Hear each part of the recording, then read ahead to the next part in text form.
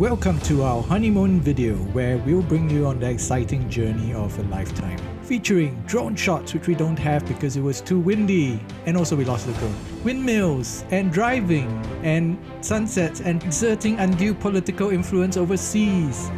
This is in no way an effective bribe. Dragons.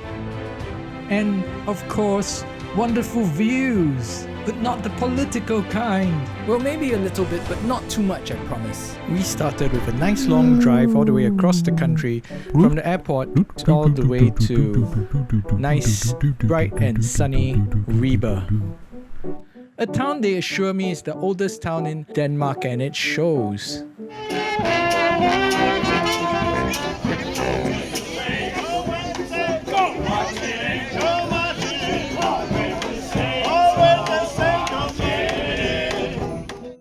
But when we arrived for their much-touted oyster festival, we realized that it had been delayed without telling anyone in any language other than Danish. But we still went ahead to go book a tour and go on an oyster safari in the Wadden Sea, where we made our way out into the middle of the ocean to pick oysters right off the ground, and where we promptly got stuck in the mud for an inordinate amount of time, until a friendly Danish man came over and helped pull us out. Not pictured here because it was raining and we were trying our best not to drown. Not pictured here, tears and suffering. In the end, it was all worth it because we got to eat everything that we picked. We baked them, we boiled them in pasta, we ate them with our own homemade vinaigrettes, we baked it with prosciutto and ham. But our key takeaway from all of this was that you should not go and pick up oysters from the ocean bed just because you can and because they're free, because it takes much more effort to just pick them than to just go down to the store and buy them yourself. The way God intended it to be. And so muddied and dirty, having learned our lesson that free and easy don't often come together, we made our way down to Copenhagen, one of the gastronomic capitals of the world. We discovered a love for smør bleu. Smør bleu. Smør bleu. Anyway, we discovered a love for however you might pronounce it, which is basically stuff put on top of a slice of whatever. Of course, we didn't just eat. We also visited Tivoli Gardens, which is a theme park that was almost 200 years old. It was built in 1843, which is quite staggeringly old, I'd say. It's also home to a rather strange obsession with pumpkins, especially the ugly kind. Beyond that, Copenhagen comes across as your fairly run-of-the-mill European capital cities. Quaint old train station, check. Graffiti, check. Standard issue church, check. Massive organ, check. For the Emperor, check. Anarcho-communist enclave, check. Wait, what? Welcome to Freetown, Christiana, a local communist commune set up way back in the 1970s. Originally, a bunch of homeless people moved into the area, and the government basically thought, well, just, make them rule themselves and that we have less things to worry about, right? And it sort of worked because they formed their own little micronation and society with its own rules and regulations, such as no running is allowed because it makes people feel like you have something to run from. And everyone basically walks and cycles everywhere. Today it's home to a wide variety of artists and creatives, and their chief export is tacky t-shirts and herbal supplements, if you know what I mean. And so, with our adopted store-bought basil plant I've lovingly named Basil, we set off towards the magical town of Odense. Cue off-brand Harry Potter music. Now, what makes Odense so magical? It's the hometown of Hans Christian Andersen, author of such beloved classics as The Ugly Duckling and The Little Mermaid. Not pictured here.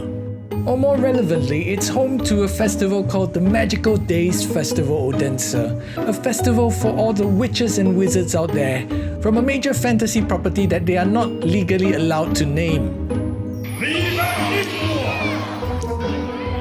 Læg jer på knæ og tilbed, mens I kan. En sidste gang, mine sjælesluger. We were treated to such great classic scenes as Harry Potter and the Slashy Stabby Boys, Harry Potter and the Knights Templar murdering a child, and of course, who can forget Harry Potter and the Iranian Revolution?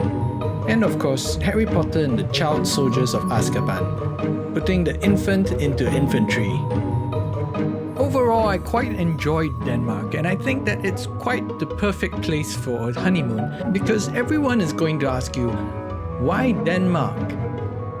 And so, having had enough of all things Danish, we left Denmark behind on a boat. Not that one. This one. Welcome to our room. Small and homey. This is our makeshift steamer pot dinner.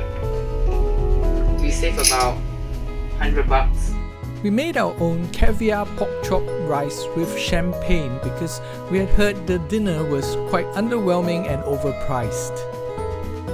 And in the morning we woke up to the beautifully dour views of Norway.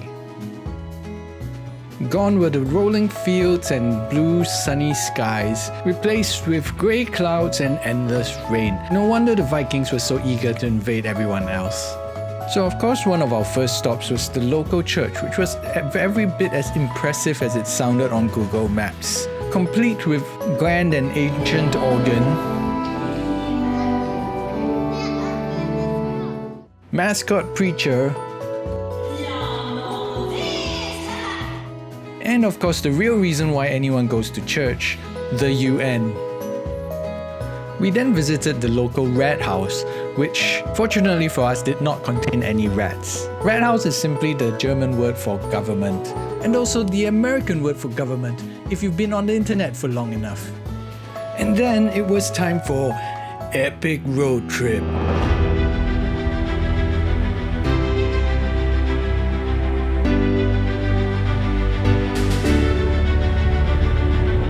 Stunning views, majestic vistas, goats, massive fart, and hold please, roadworks.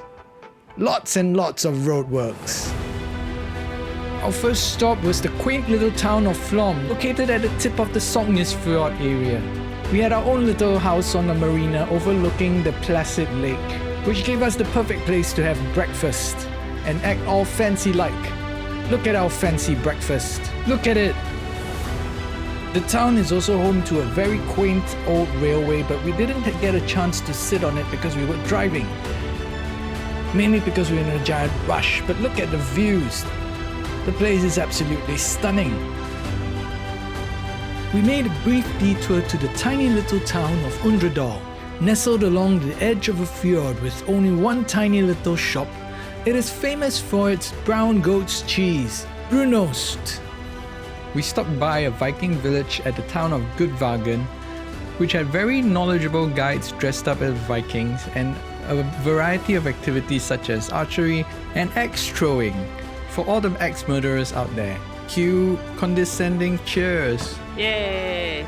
We made our way down to Bergen, Norway's second largest city, which has its own very delicious house brand of caviar.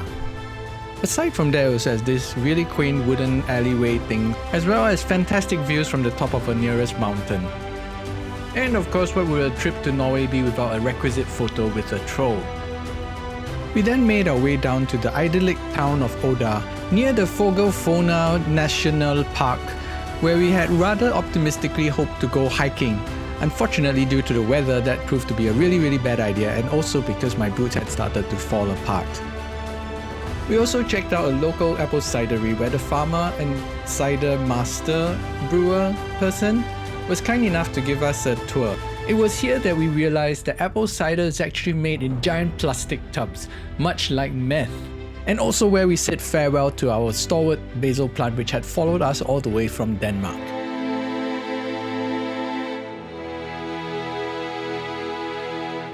On our way back to Oslo, however, we did manage to get some hiking in. After a long, arduous trek, we made our way to this beautiful waterfall. that may look like it's right next to the road and literally 3 steps away from our car, but I assure you it's at least a half a minute of trekking away.